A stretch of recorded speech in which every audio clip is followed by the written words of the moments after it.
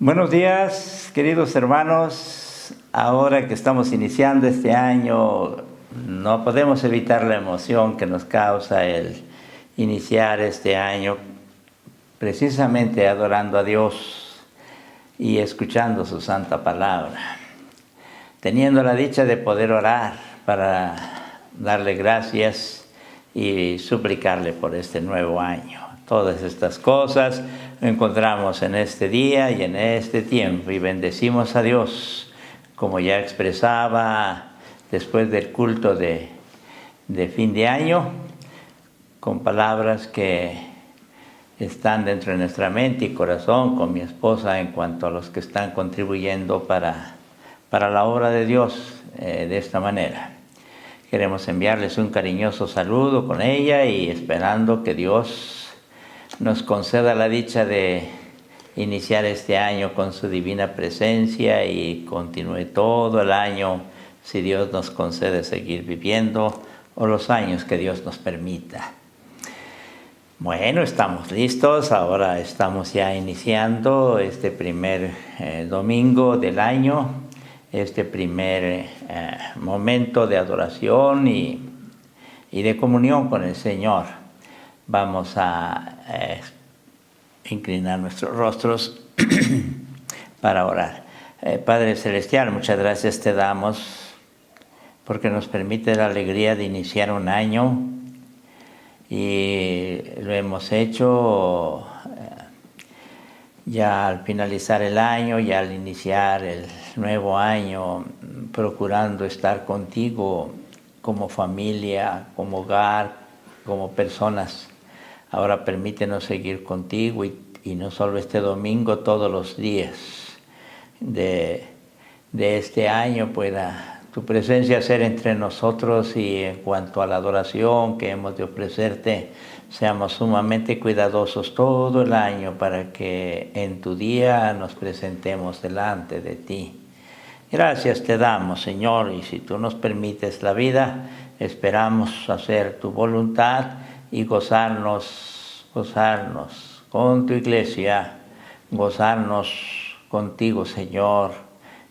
Habla a nuestros corazones para que iniciemos bien este año, Señor, y que tu Santo Espíritu nos ayude, esté con nosotros y establezca esa comunión sagrada, pero también esa capacitación que necesitamos para atesorar tu santa y divina palabra. En el nombre de Cristo Jesús oramos. Amén. Amén. Muy bien, hermanos, ya habíamos anunciado desde el año pasado que íbamos a exponer esta porción de San Lucas, capítulo 14, donde se da un concepto quizá un poco diferente, pero en el contenido es lo mismo. En palabras diferentes, lo que tiene que ver con el seguimiento y ya las dos parábolas que vamos a exponer, esperamos el próximo domingo, la de la torre y el rey que va a la guerra, pueda dejarnos muy en claro la seriedad y la concepción que debemos tener acerca del seguimiento, acerca de la respuesta que damos a nuestro Señor cuando nos llama para seguirle. Tienen ustedes ya el artículo en sus manos, claro, algunas cosas no se pueden plasmar ahí, pero lo esencial, el contenido esencial lo tienen en sus manos y llega hasta ustedes a través de la diaconía de adoración, como ha sido costumbre, el artículo correspondiente. Vamos a exponernos a estos versículos. Versículos 25 y 26 principalmente, aunque ya se ha leído en el culto de adoración a nuestro Dios, pero vamos a hacerlo una vez más. Noten ustedes, grandes multitudes iban con él, y volviéndose les dijo, se dirige a las multitudes, si alguno viene a mí y no aborrece a su padre y madre y mujer e hijos y hermanos y hermanas y aún también su propia vida, no puede ser mi discípulo. Y después continúa el versículo 27 ya hablando de llevar la cruz. En este pasaje podemos ver que Jesús define las condiciones del seguimiento.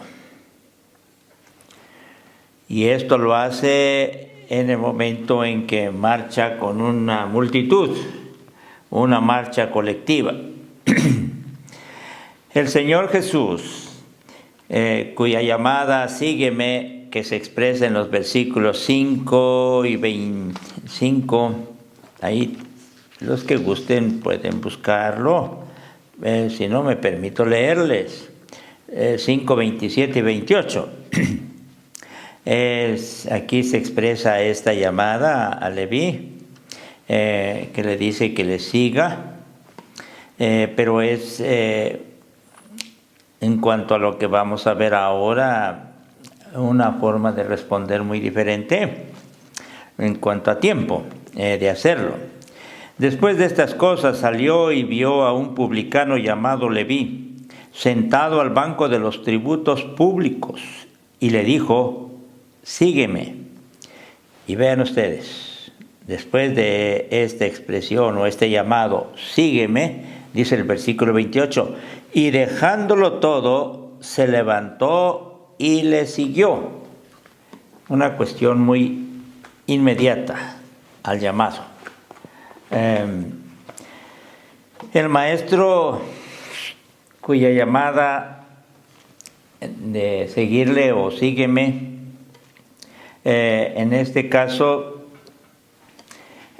principalmente en esta parábola, en estas parábolas, en este pasaje y en las otras ocasiones, hemos de dejar muy en claro, y este es el propósito de estos mensajes al iniciar el año. De todas maneras, es una continuidad a lo que veníamos exponiendo en cuanto a seguimiento. El Señor Jesús, cuya llamada es sígueme, no autoriza la más mínima vacilación. Compromete a sus oyentes a sentarse y a tomar tiempo para reflexionar, especialmente en esta porción de San Lucas. Y aquí van a aparecer esas dos parábolas en los versículos 28, 29, 30, 31 y 32. Y es algo que debe servirnos ya de referencia para cuando se expongan estas dos parábolas. Compromete a sus oyentes a sentarse, a tomar el tiempo necesario, a reflexionar, a hacer los cálculos correspondientes y entonces después de eso decidir seguirle. Por ahora hemos de considerar en el verso 16 lo que en este contexto significa negarse a uno mismo. Ya lo hemos expuesto en otros pasajes bíblicos del Evangelio. Y ya ha quedado claro que es una porción bíblica que difiere a aquellas otras donde el llamamiento del Señor Jesús se escucha y al momento se sigue. Aquí no, aquí se escucha y se da tiempo para tomar las decisiones pertinentes. Estas variantes en cuanto a el llamado a seguir al Señor Jesús y la respuesta inmediata o una respuesta bien pensada es lo que va completando nuestra comprensión que debemos tener acerca del llamamiento y de acuerdo a cada uno de nosotros y a nuestras circunstancias o situaciones que vivimos. Ahora, el versículo 16 ya hemos considerado el versículo 16, el versículo,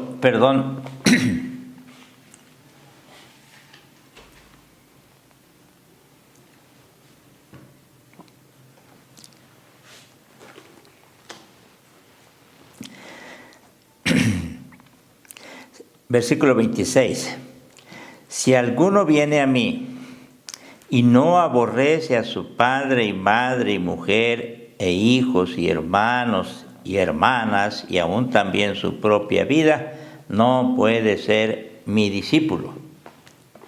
Y esta es una forma sino diferente, bueno, con otras palabras, de definir lo que es la negación a uno mismo. Los que caminan con Jesús no son ya adversarios como en otras porciones. No son enemigos que quieran encontrar algo para atacarle. No son personas que están predispuestas o en contra del maestro. No.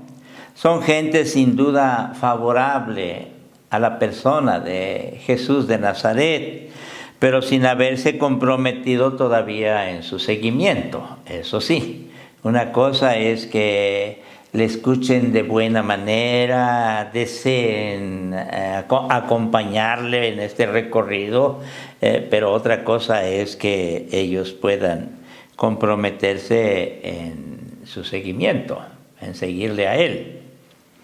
La verdad es que siguen ignorando lo que significa ser discípulo. Y esta ignorancia de ser discípulo no es una situación que encontramos nada más en esta ocasión, en este pasaje, puede ser en otros, pero principalmente en los tiempos de la iglesia. Ha habido tiempos muy tristes, lamentables, donde se ve una clara ignorancia de lo que significa ser discípulos.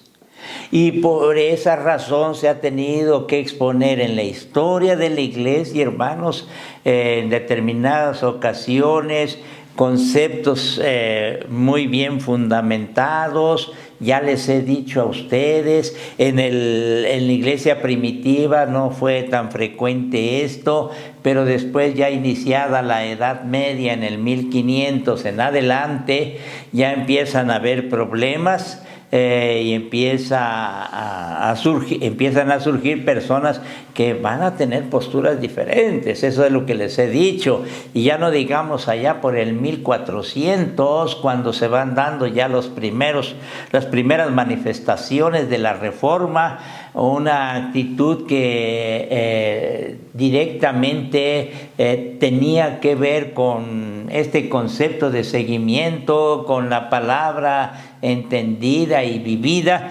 Y esto se dio en la vida de la iglesia, y no solo estamos hablando de Tomás de Kempis, no solo estamos hablando de Erasmo de Rotterdam, aún en el ámbito católico, no estamos hablando nada más de Tomás Moro allá en Inglaterra, no estamos hablando nada más de los reformadores, hermanos, es de un sinnúmero de personas que, debido a que el concepto que tiene que ver, entre otros, el de seguimiento, ha sido mal entendido.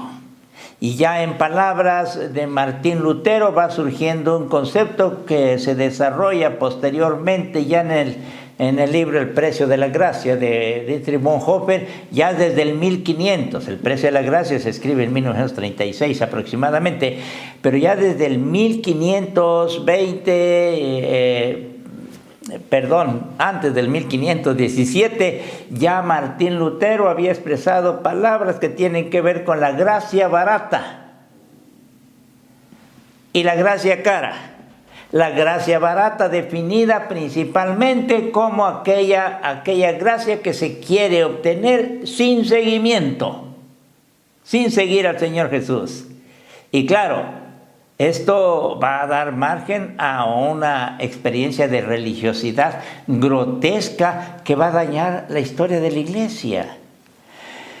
Pero, hermanos, quizá digamos en ese tiempo surgió la Reforma y volvió nuevamente. No, hermanos, con mucha tristeza estamos nosotros viviendo en un ámbito, sino igual por las variantes que corresponde a nuestra cultura, a nuestro ambiente, a nuestro tiempo, sino igual, quizá peor, en cuanto al concepto de seguimiento. No solo se ha dado antes ni en estas multitudes, sino hoy, Y hoy resulta ser un mensaje urgente, el de seguimiento. La iglesia debe exponerse a eso. Y si Dios nos concede la vida y nos permite estar delante de la iglesia en el nombre del Señor, entonces esperamos que las fuerzas se nos sean concedidas para estar exponiendo lo que corresponde a un concepto correcto, bíblico de seguimiento, porque nuestra iglesia misma necesita, diría yo, urgentemente eso. Ya lo plasmaba en el libro que tenemos de catequesis bautismal y membresía. Ya hacía referencia de Joaquín Jeremías en su teología, que tiene palabras muy fuertes para expresar que esto es urgentísimo para la iglesia misma, escuchar lo que tiene que ver con seguimiento. Y no son solo palabras mías ni conceptos míos. Por eso este inicio, y entendemos por la dirección divina, hemos de estar exponiendo esto. Me anticipo y estoy consciente, y ustedes saben muy bien esto, hermanos, que varios, algunos, espero que pocos, y tristemente tengo que agregar pocos. Digo porque al decir pocos, de todas maneras algunos van a manifestarse. Espero que no sean muchos, pero eso no varía, no cambia nuestra forma de exponer la palabra en lo mínimo, hermanos. Pero espero que sean pocos los que rechacen, se molesten y no quieran aceptar esto. No dependemos del punto de vista de aquellos que no quieren aceptar la palabra de Dios cual debe ser. En lo mínimo dependemos de eso, hermanos, por la gracia de Dios.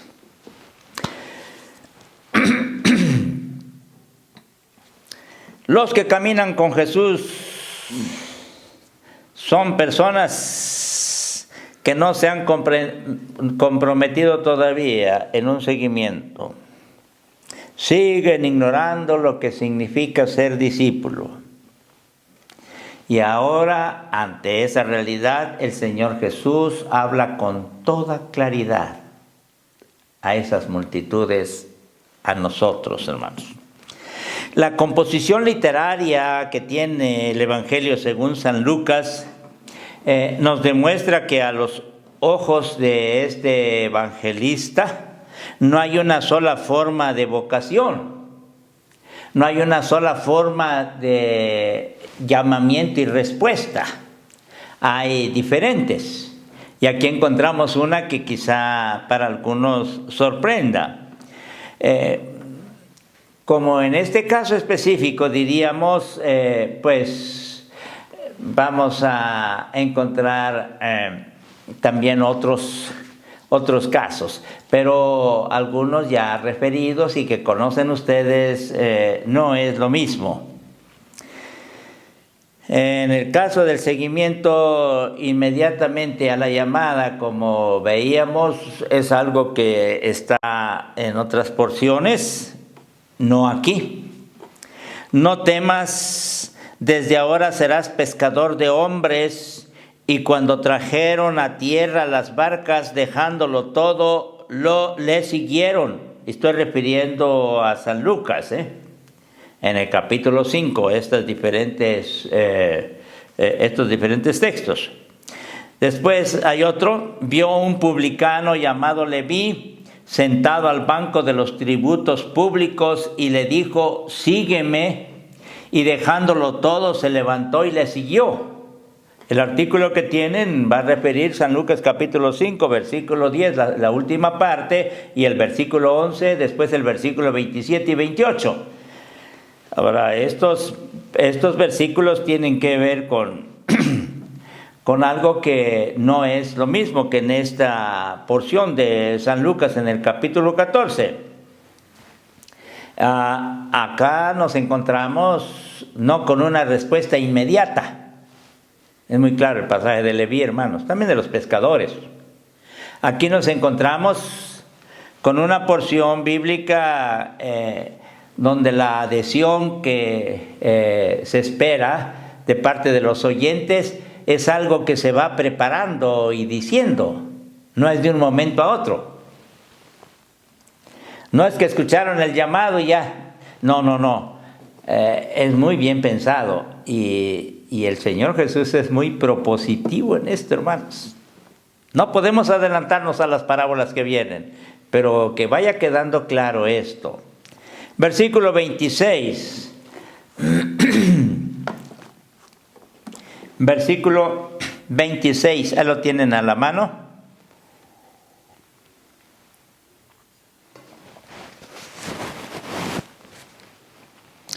Este versículo ha sido motivo de expresiones que pues son producto de un desconcierto al leer este versículo, el 26, hermanos. Y debemos dejar claro también eso.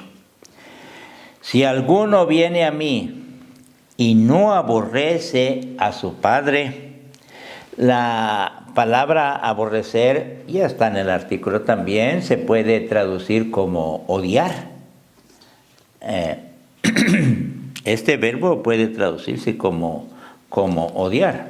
Ahí está en el artículo. Si alguno viene a mí y no odia o no aborrece a su padre y madre y mujer e hijos y hermanas y hermanos, toda la familia, hermanos, y aún también su propia vida, la misma persona, el mismo seguidor o el que está escuchando el llamado, si no hace eso, no puede ser mi discípulo. O en el lenguaje de San Mateo, no es digno de mí.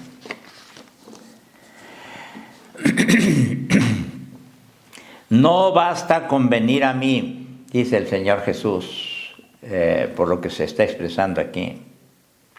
No basta con marchar conmigo, porque están las multitudes, están marchando con Él, diríamos, están caminando. Grandes multitudes iban con Él o marchaban con Él. Y desde luego están interesados, desde luego tienen un deseo en el corazón. El texto choca y desconcierta. Cuando el texto bíblico nos va a hablar de aborrecer o de odiar, se los anticipo. Pero, como se ha dicho, no basta con venir a mí, es decir, con marchar conmigo, es necesario además romper con el pasado. No es posible tener corazón dividido. Un corazón dividido es aquel corazón que quiere, pues, o desea hacer esto, pero también aquello, o escuchar esto, pero sin dejar aquello. Ese es un corazón dividido. No. Y esto desde el Antiguo Testamento, Dios no le gustaba los corazones divididos. De todo corazón, como se expresa en Hebreos, sim lev, de todo corazón. Y eso es un corazón que no está dividido. No es posible tener un corazón dividido, estar detrás y adelante al mismo tiempo. No. En la física se diría, no es posible que en un mismo espacio y al mismo tiempo puedan dos cuerpos estar ahí mismo. Y en la propiedad de la impenetrabilidad de la materia no se permite esto. Ya los muchachos saben. O hay ahora aquí algo que está ocupando un espacio en este lugar, entonces no puede ninguna otra cosa ocuparlo. Si se saca eso, entonces sí, pero al mismo tiempo no. Esa impenetrabilidad tiene que ver con el corazón entero, que no permite que se penetre algo diferente. No hay espacio, no hay lugar.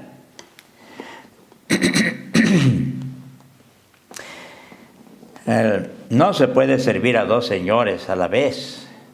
Ya eso lo encontramos en el capítulo 16, versículo 13. Voy a estarle citando versículos, ya no voy a leer algunos por cuestión de tiempo. El discípulo tiene que escoger. Escoger es saber renunciar. Si yo escojo, voy a renunciar a lo demás, en los diferentes aspectos, hermanos. Sobre todo, saber separarse. Si yo decido esto, escojo esto, entonces me tengo que separar de aquello. No puedo querer agarrar las dos cosas. Me voy a quedar sin ninguna de ellas por esa pretensión absurda.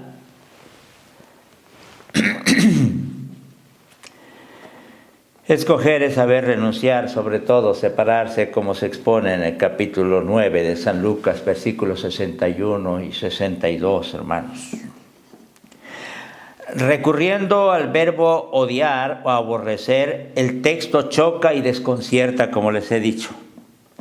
Pero en Mateo, y ayúdenme para comprender esto, hermanos. No es muy fácil, pero si me ayudan lo van a comprender bien, o lo pueden leer una y otra vez. Perdón, hermanos.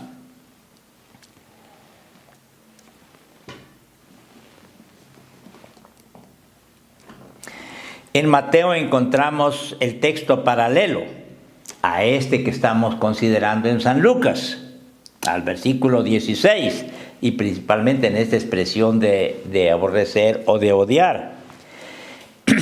El que ama a padre o madre más que a mí, dense cuenta, no es digno de mí. El que ama a hijo o hija más que a mí, no es digno de mí. San Mateo capítulo 10, versículo 37. Y San Mateo usa esta expresión o esta forma de traducirse más que a mí, en lugar de usar la palabra aborrecer que usa San Lucas. Vamos con calma. Espero que quede claro, hermanos. Esto nos permite entonces lo que encontramos aquí en San Mateo, que es un pasaje exactamente paralelo al de San Lucas, pues son evangelios sinópticos y la sinopsis permite eso.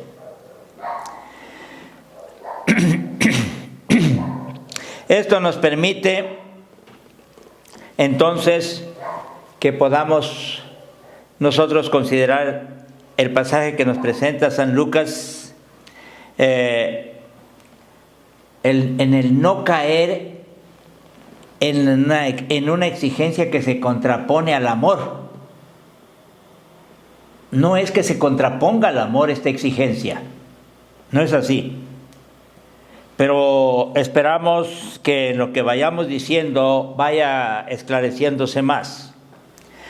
Así, el verbo aborrecer no significa no amar.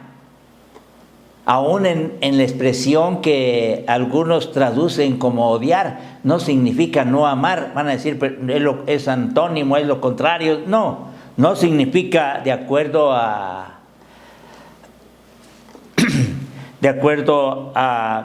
las lenguas que están en el trasfondo de estas traducciones. Así, el verbo aborrecer no significa no amar, significa amar menos.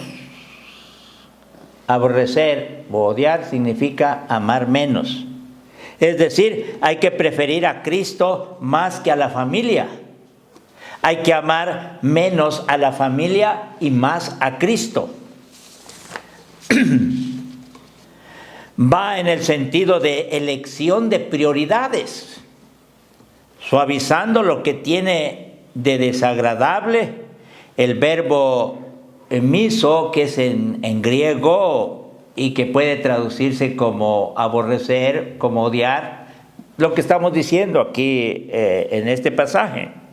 Ciertamente el verbo aborrecer refleja probablemente un original semítico. Y las lenguas semíticas suelen expresar por un contraste lo que nuestras lenguas dicen por un comparativo de preferencia. Cuando nosotros estamos considerando el Evangelio de San Mateo, estamos considerando un comparativo de preferencia en comparación a. Pero en cuanto a la cuestión de expresar un contraste, lo encontramos aquí en la expresión aborrecer. La negación de uno mismo, vamos, espero que vaya ayudando lo que vamos a ir diciendo para ir comprendiendo esto. Y traté de referir estas expresiones que son más técnicas, a veces no lo acostumbro, ahora lo estoy haciendo porque se trata de una expresión que ha desconcertado mucho, hermanos, y que quede claro de una vez para nosotros. La negación de uno mismo incluye, cuando se nos dice niéguese a sí mismo, incluye la definición de nuestras prioridades. En nuestra búsqueda del reino de Dios, las necesidades vitales terminan siendo secundarias. Y aquí es donde echamos mano a San Mateo, capítulo 6, versículo 33. Buscad primeramente el reino de Dios y su justicia, y las demás cosas, el vestido, la comida, el techo, que son vitales, bueno, esas son añadidura, esas vendrán por añadidura. Aquí es cuestión de prioridad. Lo más importante es buscar el reino de Dios, que sería equivalente a seguir al Señor Jesucristo, al Señor Jesús. Lo mismo sucede aquí. Las relaciones más cercanas y aún la propia vida, y las relaciones más cercanas son las de padres, hijos, esposos, hermanos. Lo mismo sucede aquí. Las relaciones más cercanas y aún la propia vida pasan a segundo término ante la prioridad de nuestra relación con aquel que nos llamó de las tinieblas a su luz admirable, se diría. Aquel que nos ha llamado y a quien hemos decidido seguirle.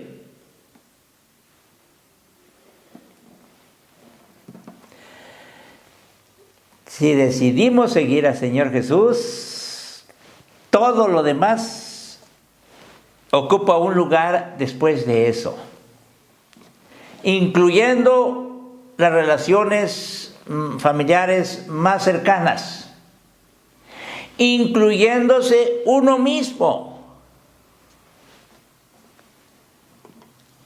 Esto es secundario o toma un lugar posterior o después de, Primero está el seguir al Señor.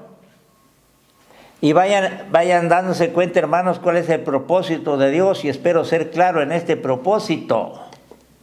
No hay ninguna cosa en esta vida, ni relación, ni cosas, ni otras situaciones que puedan competir con la prioridad que tenemos al seguir al Señor Jesús. Nadie y nada puede competir.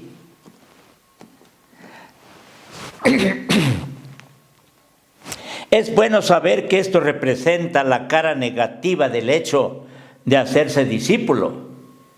¿Sí? Se acostumbra a decir, hermanos, lo mismo que el Viernes Santo es necesario para la Pascua o para el domingo de Pascua,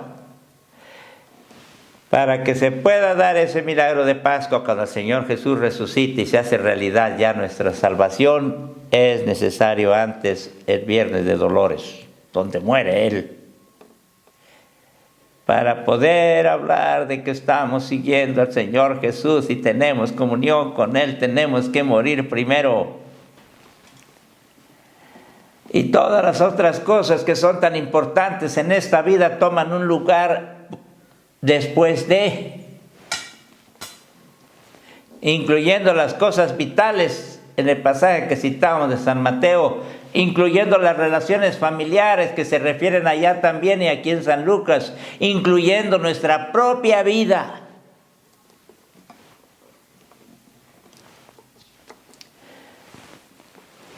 Quiero terminar con lo siguiente, hermanos. No sé, hermanos, a mí me cuesta trabajo entender mucho veces. Ese ropaje religioso estorba demasiado, hermanos. Es hasta risible que en la iglesia se pueda hablar de que estamos siguiendo al Señor Jesús, pero veamos a hermanos que no tienen una formalidad para buscarle, para servirle, para responder ante el llamado de Él, las exigencias de Él, para contribuir en su obra, Y todavía algunos hasta pueden molestarse porque sepan eso. Yo no soy un pastor que estoy predicando acerca de los diezmos, de las ofrendas. Ustedes bien lo saben. Salvo cuando el Señor pueda. Pero de que para mí eso es tan claro y tan definido que creo que no necesitamos predicar de eso cuando no solo hemos entregado lo que tenemos, no solo hemos entregado lo que hacemos, sino que hemos entregado lo que somos. Eso es negarse a uno mismo. Todo lo demás es secundario, hermanos. Y si Dios me manda de eso, todo lo demás, darle. No me he detenido en eso. Y perdónenme otra vez que tenga que decirle. No sé, desde jovencito, he tenido 20 años, 22 años, hermanos. No sé por qué cuesta trabajo con otros, pero es cuestión no de entendimiento, de corazón. Porque cuando formalicé con la que ahora es mi esposa, formalicé el noviazgo, le dije nada más que quiero decirte que yo soy cristiano. También ella atendía ya a algunas cosas y tenía un anhelo de buscar a Dios y eso fue muy hermoso. Por eso definimos nuestra relación. Pero le quiero decir, le dije a ella, pero en un lugar tan bonito, en la parte alta, abajo de unos cipreses, le digo, mira Paquita, mi anhelo, mi deseo y firme voluntad es primeramente buscar a Dios y servirle. Y mira esto y esto, ¿estás de acuerdo? ¿Me aceptas así? ¿Estás decidida? Mira con quién vas a casarte. Con alguien que ha decidido buscar a Dios.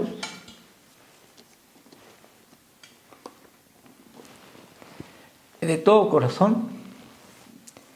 Y fue muy bonito cuando ella me dijo, sí, yo también deseo eso. Yo también anhelo eso. Decido eso. Ya ustedes sabrán el momento tan hermoso de abrazarnos y definir nuestro noviazgo. A partir de ahí entonces dije, Señor, gracias Señor. Por eso nunca formalicé yo con ninguna otra jovencita. Nunca se habló de un noviazgo. No. Y a veces me pregunto, y perdóname por eso, ¿por qué yo entendí entonces que lo más importante era seguir al Señor y todo lo demás caía por su propio peso o quedaba en un lugar secundario, incluyendo la relación que iba a tener con ella como esposo y ella como esposa, después nuestros hijos? Perdónenme, por eso no los entiendo, hermanos, cuando algunos andan barateando su búsqueda a Dios, su seguimiento. Y como se dice en un lenguaje popular, pichicateando, dicen. Y todavía se levantan para decir que están siguiendo al Señor Jesús. No lo hagan, no lo hagan. Si no deciden seguirle, al menos no digan más. No hemos entendido lo que es el seguimiento. Esta multitud no lo ha entendido. Y esperamos entenderlo el próximo domingo, si Dios nos permite la vida. Seguir al Señor Jesús implica la renuncia de todo, o poner en un segundo lugar más bien, o tercero, o cuarto, las otras cosas que son tan importantes para los seres humanos. Pero para el discípulo del Señor Jesús, lo más importante es seguirle. Y quienes estén alrededor tendrán que depender de esa postura. Y no debe cambiar el discípulo. Tengo 46 años de casado, el 21 de diciembre lo cumplimos con mi esposa. No he desistido, hermanos, de eso. Y espero morirme y estar más firme todavía. Hermanos, el seguir al Señor Jesús es otra cosa. No es un fenómeno religioso. Es algo que implica toda la vida, el corazón entero. Vamos a iniciar bien este año, hermanos. Pero así se puede iniciar, vivir y continuar. Padre Celestial, muchas gracias por tu santa palabra. Gracias, Señor, porque tú has sido tan claro. ¿Qué nos ha pasado, Señor? Cuando a veces se ven nada más remedios de... Señor, no sé qué ha sucedido. Si yo no he sido claro, perdóname y ayúdame este año para que sea claro. Pero que no se engañen, que tu iglesia tenga clara conciencia de lo que es seguirte, Señor Jesús. Que tu santa palabra siga hablando a nuestros corazones. Señor, concédenos esa bendición. Y si este es lo último que estamos haciendo, dichosos somos, Señor. Gracias, Padre, en el nombre de Cristo Jesús. Amén.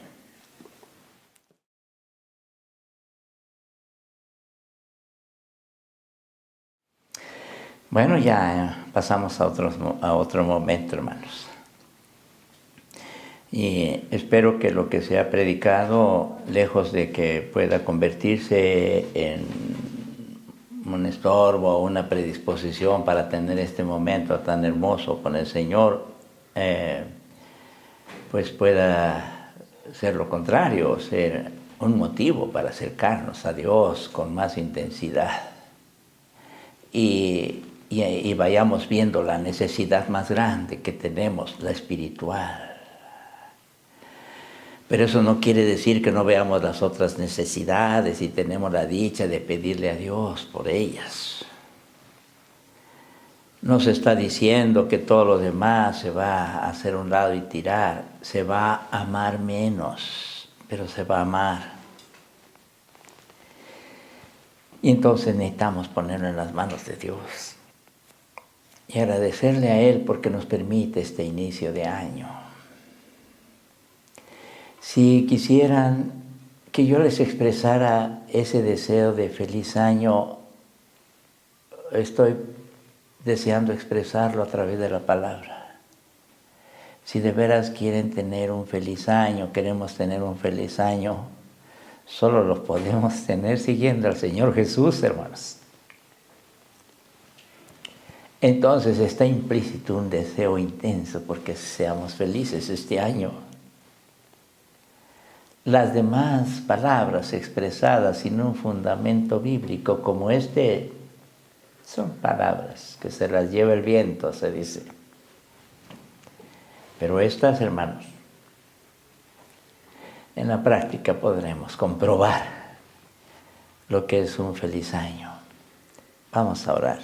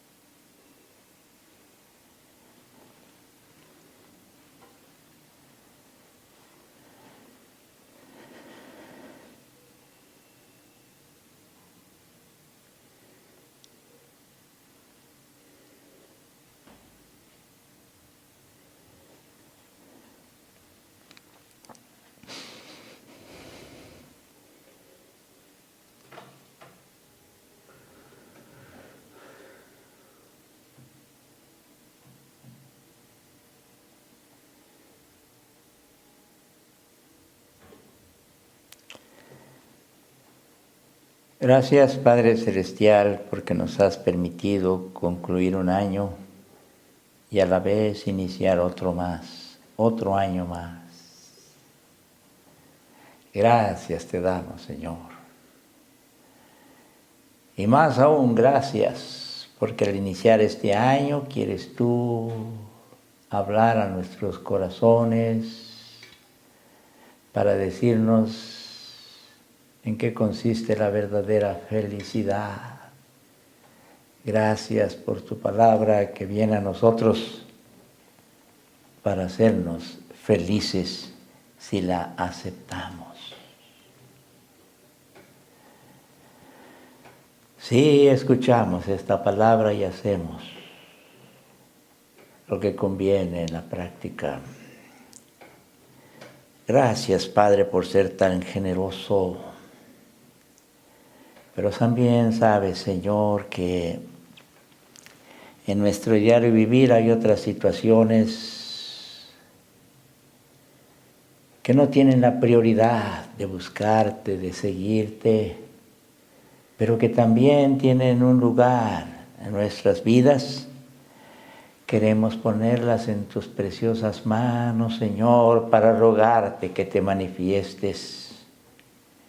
Quizás sea la salud del cuerpo, quizás sean las relaciones matrimoniales o familiares con los hijos. Ese desconcierto que los padres viven al ver que sus hijos se van alejando de ti, o cuando no están bien. Escucha a esos padres o escucha a esos hijos que deseando buscarte también tienen tantas luchas como jóvenes. Señor, te rogamos que nos concedas de tus cuidados benditos y que la provisión cotidiana descienda de lo alto. Danos fuerzas para trabajar. Danos un corazón íntegro para buscarte. Ayuda, Señor, a aquellos que tienen problemas materiales o económicos. Ayuda, Señor, a tu iglesia y continúa guardándola, protegiéndola. No te apartes de ella.